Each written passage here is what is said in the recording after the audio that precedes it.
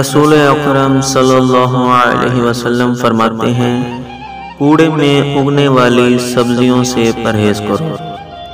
کسی نے پوچھا، یا رسول اللہ، کچرے میں اگنے والی سبزیاں کیا ہیں؟ آپ نے فرمایا، ایک خوبصورت عورت جو برے اور فاسد خاندان میں پیدا ہوتی ہے۔ بہت سے جوان اور ان کے ماں باپ اور بہنیں شادی کے لیے صرف لڑکی کی خوبصورتی کو دیکھتے ہیں، چاہے اس لڑکی کا کردار، ایمان، دین، اخلاق کیسا بھی ہو۔